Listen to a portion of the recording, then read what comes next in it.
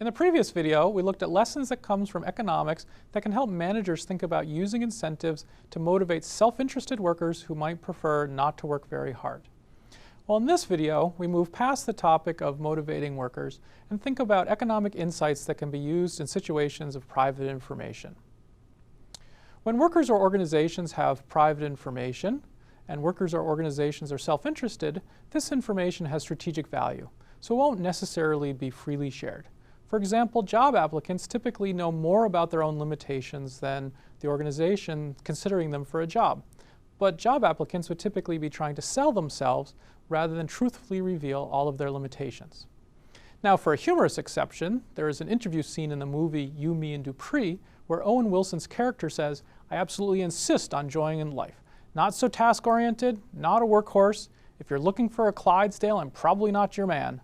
Like, I don't live to work, it's more the other way around. I live to work."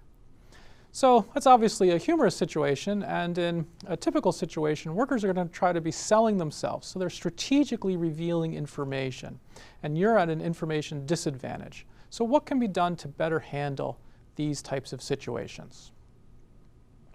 Economic theory teaches us that there are two general strategies for dealing with private information.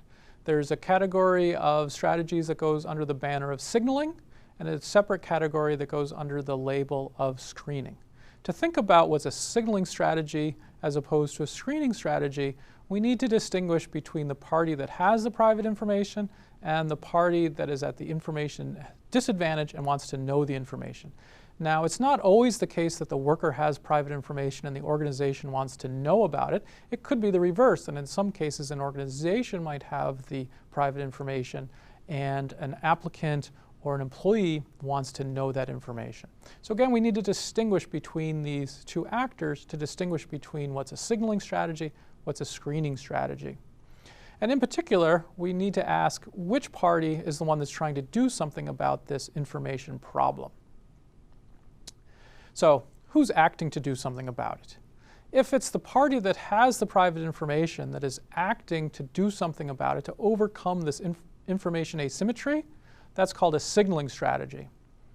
Now, the reverse is the case where the party that is at the information disadvantage is trying to do something actively about it.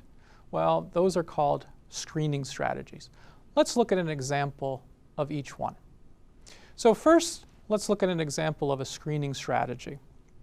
Now, as I've already said, job applicants typically know their own ability or their own limitations better than potential employers.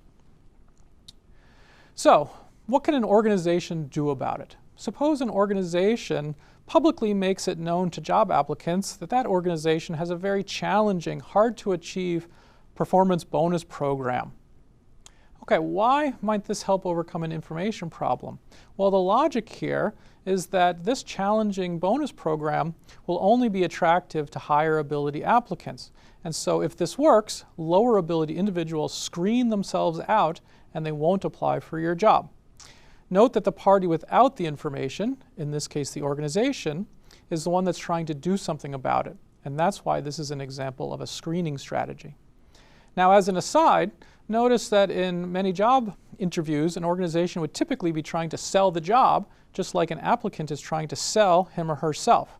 And that would be undermining this type of screening strategy. If you try to sell your jobs too aggressively, you might attract the wrong kind of worker. So think carefully about the information you're providing and what this might be implying about who's applying for a job. Let's think about a signaling example. Similar to the previous example, suppose that individuals know their own ability better than potential employers.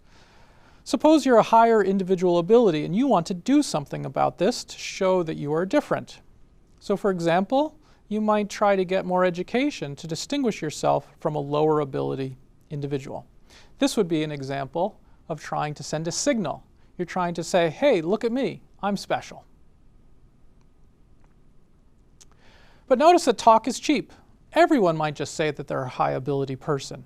So what does it take to make a signal stronger than weaker? You need something that's difficult to imitate. If anyone can get more education, it's not a very powerful signal. Keep this in mind if you are either trying to send a signal or evaluating other signals. Now again, both of these examples have been from the individual perspective, but there might be examples where the organization has information. So for example, an organization might want to send a signal to an applicant that it has a family-friendly culture. Now, all organizations could say that they do. Talk is cheap. That would be easy to imitate. So an organization that wants to send a signal that they really do have a family-friendly culture has to come up with a signaling strategy that is more difficult to imitate. For example, they might offer certain benefits that are costly, and therefore any old organization might not try to just imitate that.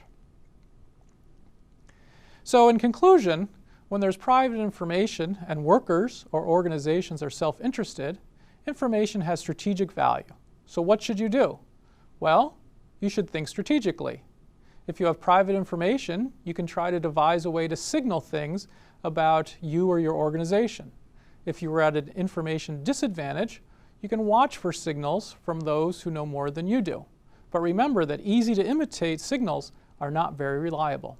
Or you don't have to wait for others to send out signals. You can do things to get those with the information to try to screen themselves. So thinking strategically about self-interest and the incentive for individuals to act in certain ways is very helpful, not only for trying to motivate workers, but also for trying to overcome problems of private information.